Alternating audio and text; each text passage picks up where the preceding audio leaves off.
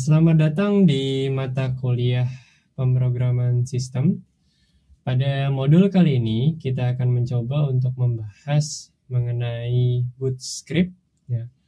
Modul ini merupakan modul tambahan untuk Bootscript. Ya, sebelumnya modul yang sudah kalian pelajari adalah modul Boot Sequence.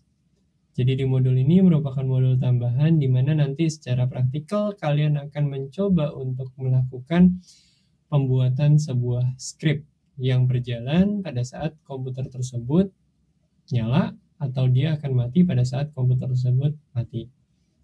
Oke, sekarang kita coba mulai ya. Jadi yang akan kita pelajari untuk sekarang ini adalah proses booting yang mungkin sudah kalian pelajari di video sebelumnya ya. Jadi video mengenai boot process dan boot sequence secara teori bisa kalian pelajari di modul boot sequence. Ya. Untuk modul ini difokuskan mengenai modul Bootscript, di mana yang nanti kita akan coba bahas lebih dalam adalah mengenai init. Ya. Untuk bagian boot process, BIOS, bootloader, kernel, dan init RD atau init RAM FS sudah dibahas di modul sebelumnya. Oke, jadi kalau kita lihat di sini dari teorinya, boot process itu mulai dari BIOS, di mana ketika kita menggunakan BIOS itu sebenarnya kita melakukan yang namanya check up.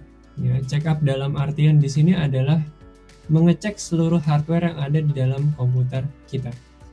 Lalu setelah itu ada first 512 byte atau 512 pertama yang ada di dalam disk, di mana itu merupakan program pertama ya. Jadi program pertama, dan di sini master boot record ini belum mengeksekusi sebagai PID 1 belum ya. Jadi dia baru melihat master boot recordnya, lalu dia akan menjalan ke group, lalu ke kernel, lalu nanti ada init ya. Init, di dalam init itu ada beberapa run level ya. Run level ada run level 0, run level 1, run level 2, run level 3, 4, 5, 6. Jadi di dalam init itu ada beberapa run level. Tergantung nanti kita akan memilih akan berjalan di dalam run level berapa. Ya, jadi itu tergantung dari pemilihan pada saat eksekusinya. Apakah pilih run level 0, apakah pilih run level 1, atau pilih run level 2, 3, ataupun 4. Lalu di sini yang akan kita bahas lebih dalam adalah mengenai init ya. Jadi ini adalah program pertama kali ya yang dieksekusi di dalam suatu komputer ya atau Linux. Ya, jadi di sini program ini melakukan seluruh pekerjaan ya untuk melakukan mounting root file system, terus mendukung kernel fungsionalitas kernel, dan di sini sebenarnya init itu menghandle booting dari si sistem. Proses booting untuk mengetahui di mana disk berada itu sudah dilakukan pada saat awal. Kernel sudah di-load dan init RAM FS juga sudah ada. Ya, jadi proses init bekerja setelah beberapa driver itu bisa diidentifikasi. Ya, jadi init ini adalah proses yang pertama kali dijalankan. Oke, di sini kalau kita lihat init itu direpresentasikan dalam PID 1. Ya, di sini dibilang init dimulai oleh kernel. Ya, jadi semua modul-modul itu sudah di-load di dalam kernel. Ya, dan dia kebal terhadap signal 9. Seperti kita tahu bahwa kill -9 adalah ya kita bisa tahu itu adalah mengkill suatu proses. Ya, yang tidak bisa dihindarkan, kecuali init bisa memiliki kemampuan untuk menghindar dari signal 9. Oke, di sini semua program itu pasti dimulai oleh si init ini, karena ini adalah nenek moyang dari segala proses yang ada. Ya, jadi entah dia secara langsung atau dia merupakan turunannya si init, karena dia kan proses pertama kali, otomatis dia ancestor atau nenek moyang. Lalu di sini secara historical ya memang init itu adalah bagian dari proses yang pertama kali berjalan ya. Namun seiring perkembangan zaman ya, jadi modifikasi terhadap beberapa sistem operasi dilakukan. Nah, di sini init ini sudah tidak bekerja sendiri, tapi sekarang dinamakan sebagai sistem D, sebagai satu holistik kesatuan. Jadi di Linux baru yang akan kita temukan sebenarnya adalah sistem D, namun di sana tetap ada init yang dengan PID 1, tapi ada bungkusannya, yaitu Startup Daemon namanya adalah sistem D. Dan sistem D ini kompatibel dengan RC command, ya, tapi tidak dengan init tab. Init tab ini adalah versi init yang lama, ya. Jadi dia nggak kompatibel sama, ya. Tapi pada intinya atau pada filosofis bagaimana dia bekerja itu sama seperti run level pada versi yang lama, ya. Jadi kalau Linux baru itu menggunakan yang namanya sistem D. Untuk Linux yang lama atau versi lama itu menggunakan init.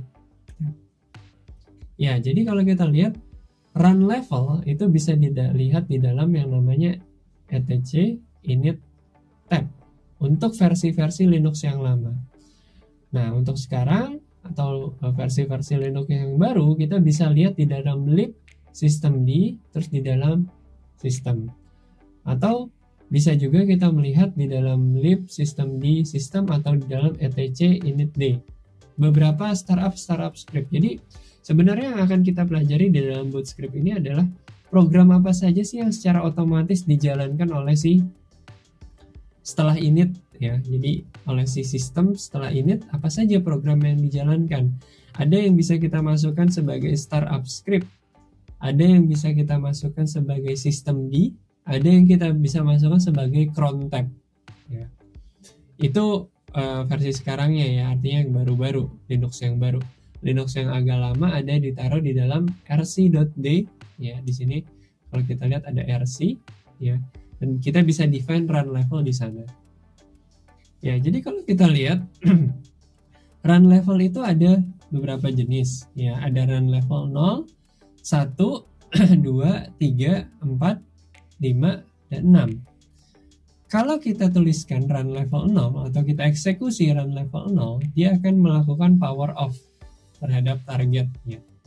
Ya, artinya kita memerintahkan, ya, agar si komputer tersebut untuk mati. Kalau kita bilang dia run level 6, maka dia akan melakukan reboot, ya, di sini reboot target. Kalau kita bilang dia run level 1 atau kita eksekusi initnya atau boot initnya itu di dalam run level 1, maka dia rescue target, ya.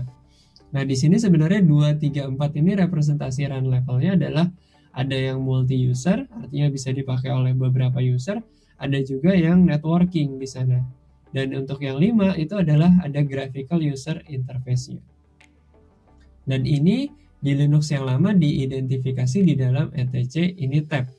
Namun di dalam versi Linux yang baru itu kita akan dipertemukan di dalam yang namanya sistem CTL, ya, atau sistem D. Ya, nanti kita akan temukan di sana. Ya, kalau di yang lama kita bisa lihat di etc init tab. Oke, kalau kita lihat di sini, ya, ini yang bisa kita lakukan, ya. Ada run level, terus kita bisa set default run level, kita bisa restart, kita bisa get default run levelnya, ya. Jadi kita juga bisa switch run level dari yang satu, misalnya dari yang graphical kita switch ke yang multi user misalnya, atau dari yang multi user kita switch ke yang rescue. Misalnya kita tidak menginginkan adanya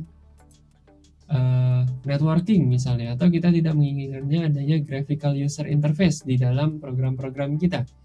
Kita bisa mengeksekusi run level yang lebih sederhana. Nah, ini adalah spesifikasi dari run level secara menyeluruh. Kalau kita lihat, run level 0 itu artinya sistem halt atau shutdown. Terus ada run level, di sini ada run level 1, ya, artinya single user mode. Lalu ada run level 2 artinya adalah multi user. Terus ada juga run level 3 artinya multi user, ya, dengan network, ya. Kalau yang 2 tadi multi user, ya, tanpa network. Terus kalau yang 4 di sini user define, artinya di define oleh user. Yang 5 ada graphical X display manager atau graphical user interface ya. Nah, di sini ditanya run level mana ketika kita akan memilih untuk melakukan mounting partition menggunakan NFS. Pasti kita membutuhkan yang namanya network di sana. Maka paling tidak kita harus membutuhkan run level 2 minimal untuk menggunakan NFS. Ya, jadi kita bisa panggil ke sistem kita ya. Kalau kita bilang tel init 1 berarti kita minta dia untuk shutdown. Kalau kita bilang tel init 3 itu kita membiarkan dia untuk bisa ada di dalam network ya, atau networknya kita enable. Kalau kita bilang 5 di sini graphical environment 5 itu artinya kita memperbolehkan sistem kita untuk mendisplay visual ya, graphical user interface-nya itu kita buat atau kita bisa jalankan. Kalau kita bilang tel init 0 itu sama aja kita melakukan sebenarnya shutdown minha now. Atau kalau kita bilang tel init 6 kita sebenarnya melakukan restart atau reboot ya. Oke, nah sekarang kita coba ya bagaimana run level tersebut bekerja ya. Kita coba sama-sama untuk melihat. Kalau kita lihat di sini dari run level ini ya.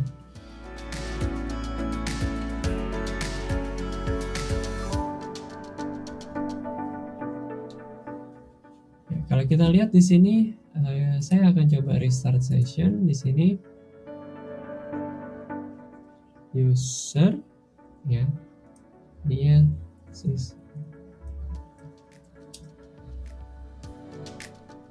Oke, biasa karena kita berhubungan dengan sistem maka kita memerlukan sudo ya.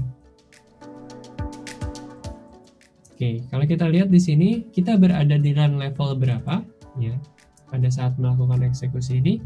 Di sini kita diberitahu bahwa kita berada di run level 5 ya. Kalau kita lihat run level 5 artinya apa?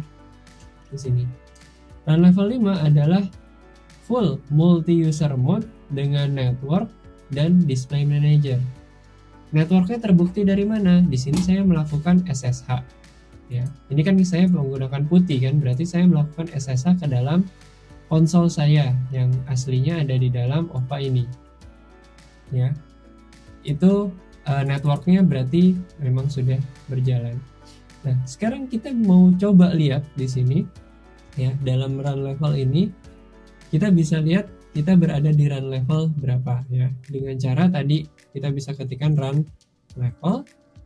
Lalu kita mau coba lihat default run level kita atau pada saat komputer nyala ya, komputer ini nyala, default dari run level kita itu run level berapa ya. Kita bisa ketikkan systemctl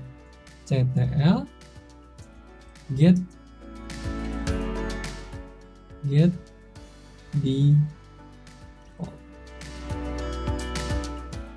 Oke, dia bilang di sini graphical target ya. Jadi di sini dibilang dia adalah graphical target. Kalau kita lihat graphical target di bagian ini, graphical target itu adalah di run level 5 ya, artinya grafiknya bekerja. Coba sekarang kita coba turunkan dia menjadi rescue target ya. Jadi kalau rescue target kan berarti nggak bisa multi user dan juga nggak ada grafis. Dan kalau kita lihat kalau run level 1 ya, kalau kita lihat di run level 1 itu benar-benar single user mode. Dia tidak ada network, tidak bisa multi user, tidak ada grafik. Nah, oke, sekarang kita coba. Ya, caranya bisa kalian lihat di sini yaitu systemctl isolate. Ya, kita ganti di sini bukan multi user target tapi rescue target. Ya. Kita coba systemctl. Terus kita coba untuk rescue target ya, isolate. Karena kita mau coba rubah dia single user mode ya di satu ini. dengan rescue target. Ya, jadi untuk Linux yang cukup baru, berarti yang bisa kita lakukan adalah rescue target. Kita coba di sini rescue target. Oke, kita coba. Oke, nah sekarang kita udah pindah run level nih. Kalau kita lihat di dalam OVA-nya di sini, kita lihat, kita coba run level. Ya, dia sudah berubah di dalam run level 1. Nah, berarti otomatis sebenarnya apa yang kita lakukan di sini, ya, kita coba. Oke, kita coba duplicate session, ya. Harusnya kan duplicate session dia menginisialisasi SSH. SSH itu pasti harus lewat network. Karena run level saya itu sangat di bawah, ya, artinya run level 1 di sini otomatis dia tidak bisa atau di-disable oleh dia networkingnya. Jadi semua program yang menggunakan networking itu nggak bisa di run level ini. Ya, jadi karena saya berada di run level paling bawah atau run level 1. Oke, sekarang saya coba ubah ya supaya run levelnya kita naik. Ya, kita coba multi-user target, di mana dia berada di dalam run level 2, 3, 4. Oke, networknya semua nyala, semua di enable sama dia. Jadi semua program yang menjalankan network sekarang sudah bisa dijalankan. Ya. Oke, kalau kita lihat sekarang kita bisa login, ya. Ya, jadi kita sudah bisa login sekarang. Artinya SSH-nya sudah bisa di-enable. Ya. Oke, jadi itulah yang bisa kita lakukan ya ketika kita bisa change run level. Oke. Kita coba di sini untuk saya coba restart ulang ya komputernya. Ya. Kita coba ulangi dari awal ya, artinya tadi kan run levelnya sudah kita rubah-rubah. Nanti kita coba lihat karena default run level kita adalah run level 5.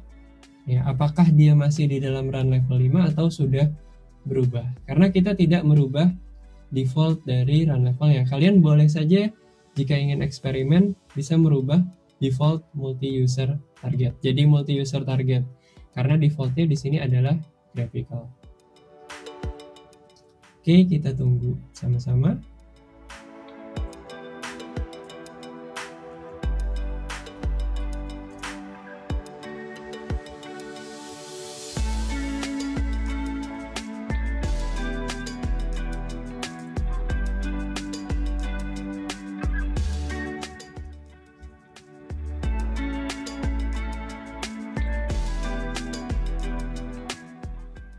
Sudo su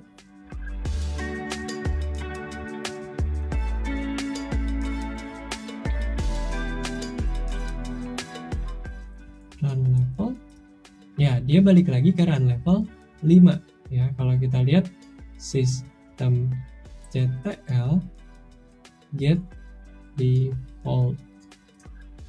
Oke, dia ada di graphical target, di mana graphical target itu ada di run level 5.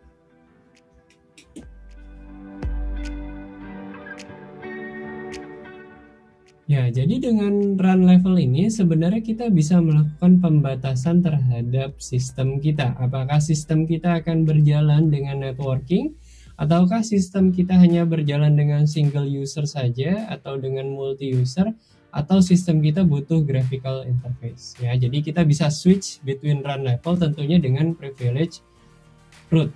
Ya, itu bisa kita lakukan di dalam Bootscript ini, atau pada saat kita menjalankan run level atau kita merubah run level, kita bisa memilih apakah dia sebagai single user, multi user, atau networking enable atau graphicalnya enable.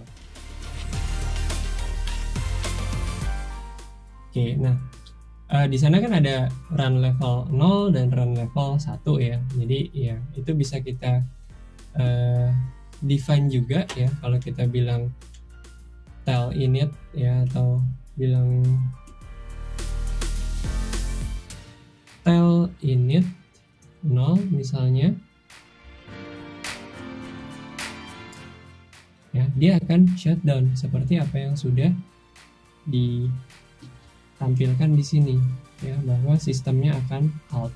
Begitu juga kalau kita bilang dia tel init 6, maka dia akan melakukan reboot ya, atau restart mulai dari awal. Ya, jadi kalau kita lihat memang run level itu bisa melakukan pembatasan terhadap kita ingin menjalankan program apa, pembatasan terhadap apakah yang menggunakan network, grafik, multi-user, single user. Oke. Berikutnya adalah init script ya. Jadi kalau kita lihat di dalam init script ini adalah sebuah cara yang kita gunakan agar kita bisa melakukan eksekusi script custom kita milik sendiri, atau kita ingin mengeksekusi program yang berjalan pada saat melakukan booting ya. Dan script ini biasanya dieksekusi directly by init ya, seperti kita bahas pada modul sebelumnya mengenai daemon process, di mana daemon process tersebut ada sejak komputer tersebut nyala sampai komputer tersebut mati ya. Nyalanya itu karena apa? Karena dia dieksekusi sejak awal oleh init. Dia ngikut setelah init dieksekut, dia mengikuti init berjalan. Lalu di sini ada juga beberapa script yang atau beberapa program yang dieksekut secara indirect by init. Jadi ada yang secara langsung direct by init, ada juga yang secara tidak langsung. Ya, artinya dia baru anak keberapa dari init tapi tetap dieksekusi. Otomatis pasti jauh lebih cepat programnya berjalan ketika dia dieksekusi setelah init. Ya. Bahkan nanti kita akan coba ya bereksperimen untuk menggantikan init dengan script yang kita miliki. Ya, jadi di sini ada script yang dieksekusi juga indirect atau secara tidak langsung dengan init. Biasanya ditaruh di dalam etc, initd dan rc ya. Di sini ada, kalau kalian bisa buka explore foldernya, di sana ada rc05 ya. Jadi ada beberapa rc di sana. Dan itu tetap dijalankan pada saat startup atau program tersebut berjalan pada saat komputer tersebut ya. Nah, di sini ada beberapa init script option. Ada start, stop, restart, reload, force reload, dan status. Ini adalah beberapa init script option yang bisa kita gunakan. Oke, jadi untuk modul ini mungkin ini penjelasan secara singkat ya, bagaimana sebuah init itu berjalan dan apa itu run level. Dan untuk modul selanjutnya kita akan coba bereksperimen ya dengan menggunakan beberapa script, di mana script tersebut akan kita eksekusi sejak komputer tersebut nyala sampai komputer tersebut mati. Nanti kita coba beberapa alternatif ya, ada beberapa alternatif untuk mengeksekusi script mulai dari komputer tersebut on sampai komputer tersebut mati. Oke, mudah-mudahan modul ini bermanfaat bagi kalian dan terima kasih atas perhatiannya.